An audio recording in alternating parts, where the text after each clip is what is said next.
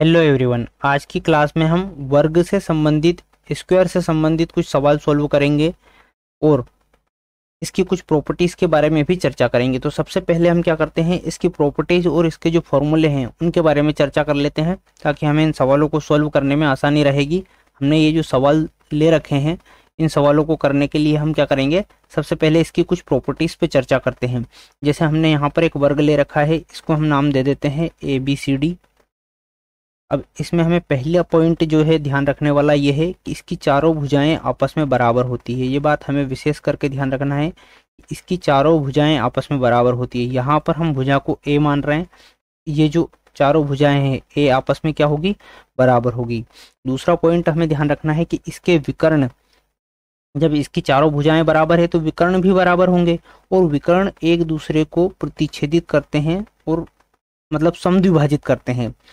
जो विकर्ण BD है, विकर्ण BD AC को दो समान भागों में विभाजित करेगा, इसी तरह विकर्ण AC BD को दो समान भागों में विभाजित करेगा। ये पॉइंट भी हमें ध्यान रखना है। तीसरा पॉइंट हम क्या ध्यान रखेंगे, तीसरा पॉइंट हम ध्यान रखेंगे इसके प्रत्येक शीर्ष पर 90 डिग्री का कोण बनता है। ये पॉइंट हमें ध्यान रखना है, प्रत्येक शीर्ष पर इसमें 90 डिग्री का कोण बनता है। ठीक है, यहाँ पर 90 डिग्री का एंगल बनेगा। इसके जो विकर्ण एक दूसरे को प्रतिच्छेदित करते हैं उस बिंदु पर भी 90 डिग्री का एंगल बनता है ना। यहाँ पर भी 90 डिग्री का एंगल बनता है। जहाँ विकर्ण एक दूसरे को प्रतिच्छेदित करते हैं उस बिंदु पर भी 90 डिग्री का कोण बनता है। ये बात हमें इसमें ध्यान रखना है। इसमें 90 डिग्री का एंगल बनने के कारण पाइथागोरस प्रमेय जो है संतुष्ट होती है। ये बात भी हमें ध्यान रखना है, वो हमें सूत्र में मदद मिलेगी। अब हम क्या करते हैं, इसके फॉर्मूलों के बारे में चर्चा कर लेते हैं।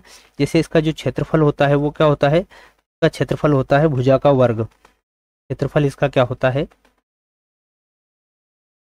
भुजा का वर्ग। भुजा हमने A ले रखी है तो हम डायरेक्ट A का स्क्वायर लिख लेते हैं, है ना। क्षेत्रफल जो होता है हमारा भुजा का वर्ग होता है। कोई भी द्विविमीय आकृति होती है, 2 डायमेंशनल फिगर जो होता है, उसका क्षेत्रफल क्या होता है, लंबाई और चौड़ाई का गुणनफल। अब यहाँ पर लंबाई भी A दे रखी है, चौड़ाई भी A दे रखी है, इसलिए इसका क्षेत्रफल क्या हो जाएगा, A स्क्वायर हो जाएगा।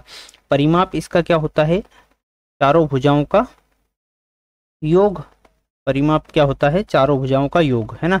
तो ये यहाँ पर 4 भुजाएं हैं और जो 4 भुजाओं का A का गुणा कर लेंगे तो चारों भुजाओं का योग हमें परिमाप के रूप में मिल जाएगा। ये बात हमें ध्यान रखना है। इसका एक और क्षेत्रफल का फॉर्मूला होता है A square equal to D square by 2। अब ये कैसे बनता है इसके बारे में हम चर्चा करते हैं। जैसे इसमें मैंने अभी आपको बताया कि इसमें पाइथागोरस थ्योरम जो है संतुष्ट होती है। अब पाइथागोरस थ्योरम यदि संतुष्ट हो रही है तो यहाँ पर 90 डिग्री का एंगल बन रहा है।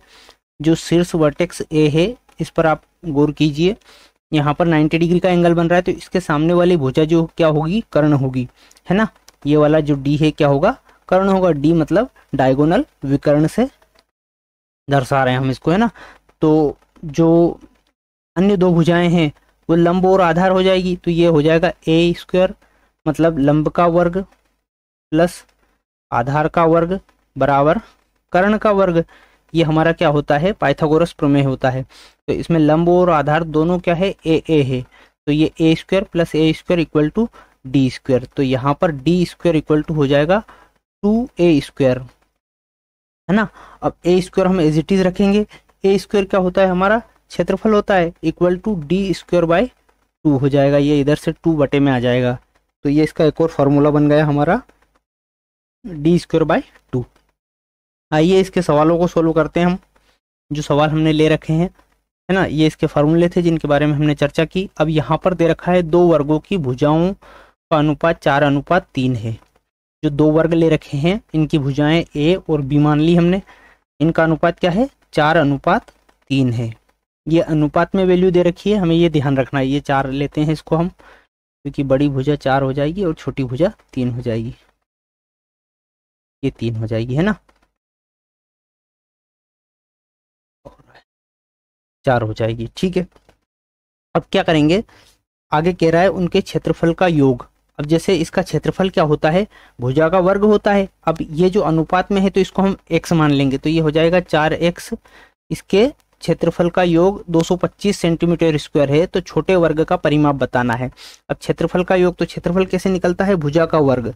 क्षेत्रफल होता है हमारा भुजा का वर्ग यानी ए स्क्वायर, है ना। तो इसका वर्ग कर लेंगे प्लस इन दोनों का योग क्या दे रखा है, 225 दे रखा है, तो 3x का वर्ग कर लेंगे। x हमने क्यों लिया, क्योंकि यहाँ पर वैल्यू जो है अनुपात में दे रखी है हमें ना, इक्वल टू 225 सेंटीमीटर स्क्वायर। ये हो जाएगा कितना, 16x square plus 9x square बराबर 225। ये हो जाएगा 16 9 25 x स्क्वायर बराबर 225। इसको काट लेंगे हम, ये हो जाएगा 25 से 9 बार जाएगा और वर्ग हटेगा तो इधर वर्गमूल लग जाएगा। तो x की वैल्यू हमें क्या मिल गई, 3 मिल गई। अब x की वैल्यू 3 मिल गई तो इसकी जो a है ये रियल वैल्यू नहीं थी, इसकी जो भुजा का ये अनुपात का मान था, तो इसका a का मान कितना हो जाएगा, जैसे ये 3x था तो x की वैल्यू यहाँ रख लेंगे तो a की वैल्यू कितनी हो जाएगी, 9 हो जाएगी, है ना। a की वैल्यू 9 हो जाएगी। हमसे छोटे वर्ग का परिमाप पूछा है, परिमाप हमारा क्या होता है, 4 गुणा भुजा। परिमाप होता है हमारा 4 गुणा भुजा, भुजा यानी a, है ना, ये ध्यान रखना है। तो 4 गुणा 9 हमारा क्या हो जाएगा परिमाप, 36 सेंटीमीटर स्क्वायर। इसका ऑप्शन ए वाला यहाँ पर हमारा सही उत्तर हो जाएगा, यह आंसर हो जाएगा हमारा, है ना, ध्यान रखना है हमें। अगला हम सवाल देखेंगे, एक वर्गाकार मैदान के विकर्णतः एक बाड़ का निर्माण किया जाना है। ये इसका, जैसे ये वर्ग ले रखा है, ये इसका विकर्ण है डी, यहाँ पर ये विकर्ण पर एक बाड़ बनाना है हमें। यदि वर्गाकार मैदान का क्षेत्रफल 2 किलोमीटर स्क्वायर है तो बाड़ की लंबाई ज्ञात कीजिए। जैसे हमें अब जो इसने क्या दे रखा है कि हमें विकर्ण पूछा है, तो हमने जो दूसरा वाला फॉर्मूला बनाया था वो क्या था हमारा, A square equal to D square बटे 2, है ना। यहाँ पर हमसे क्या पूछा है, वर्गाकार मैदान का क्षेत्रफल हमें दे रखा है 2 किलोमीटर स्क्वायर, तो ये 2 किलोमीटर स्क्वायर हो गया इक्वल टू डी स्क्वायर बटे 2।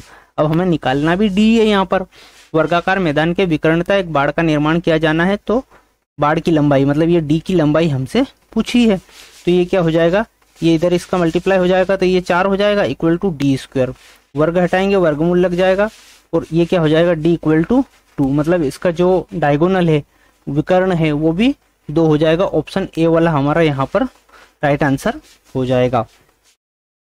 इसी तरह से हम अगला सवाल देखेंगे। जैसे हमें सवाल दे रखा है, यदि एक वर्ग की भुजा 3 गुना कर दी जाए, मान लीजिए एक ये वर्ग है, इसकी भुजा ए है ना, ए नहीं इसको हम मानते हैं 1, इसको मान लिया हमने 1, कुछ भी मानेंगे आप तो वो 3 गुना करने पर जो है उसका सही उत्तर आएगा। आप 1 की जगह पर कुछ भी मान लीजिए, हम छोटी संख्या इसलिए मान रहे हैं ताकि सवाल को सोल्व करने में आसानी रहे। इसको 3 गुना कर दिया तो ये 3 हो गया। परिणामी वर्ग और मूल वर्ग के क्षेत्रफल का अनुपात क्या होगा, जैसे इसकी भुजा हमने मानी थी 1 और ये जो नया वर्ग है इसकी मानी थी 3। अब क्षेत्रफल हमारा क्या होता है, ये मूल वर्ग है और परिणामी वर्ग ये आएगा हमारा, है ना।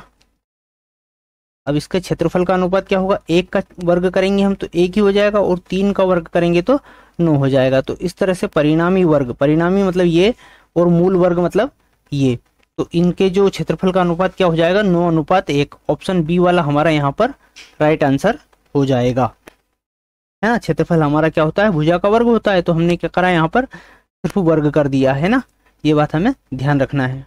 अगला हम सवाल लेंगे, एक वर्गाकार मैदान का क्षेत्रफल 10,000 मीटर स्क्वायर है, मीटर स्क्वायर है, उस वर्ग का परिमाप ज्ञात कीजिए जिसकी भुजा इस वर्गाकार मैदान के विकर्ण के बराबर है। मतलब हमें एक अन्य वर्ग मतलब एक दूसरे वर्ग की जो क्या निकालना है, भुजा निकालना है, इस वर्गाकार मैदान के विकर्ण के बराबर है, ठीक है। तो ये सबसे पहले हम क्या करते हैं, जैसे इसका हमें क्षेत्रफल दे रखा है, क्या दे रखा है, क्षेत्रफल दे रखा है, तो क्षेत्रफल कितना है, 10,000 स्क्वायर मीटर, है ना। तो हमारा क्षेत्रफल क्या होता है, ए स्क्वायर होता है, तो हमारी ए क्या निकल जाएगी, जैसे ये वर्ग की वैल्यू है ना, ये वर्ग की वैल्यू है तो इसमें ए क्या निकल जाएगा, 100, है ना। वर्ग हटाएंगे वर्गमूल लग जाएगा, 100 का जो वर्ग होता है वो 10,000 होता है, तो ए मतलब हमारी एक भुजा कितनी हो गई, 100 हो गई।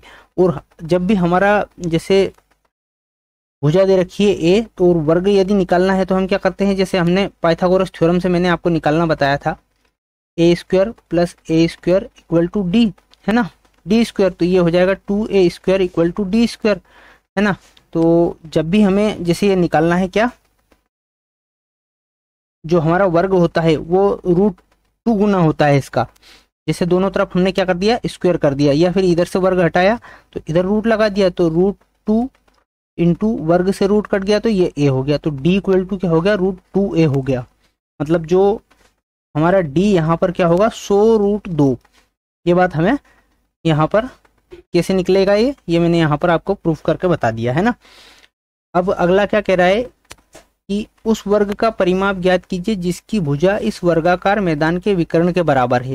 मतलब ये जो विकर्ण निकला एक अन्य वर्ग की भुजा के बराबर है। अन्य वर्ग की भुजा हम मान लेते हैं am, तो वो हो गई कितनी, 100√2 है ना। ये क्या हो गई, एक अन्य वर्ग की भुजा हो गई।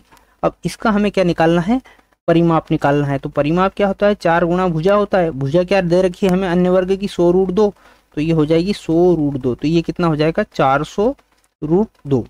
अन्य वर्ग की जो भुजा है क्या हो जाएगी, परिमाप क्या हो जाएगा, सॉरी 400√2। ये हमारा आंसर हो जाएगा, है ना। अगला हम सवाल देखेंगे। हमें सवाल दे रखा है 5 वर्गों के परिमाप क्रमशः 24, 32, 40, 76 और 80 सेंटीमीटर है।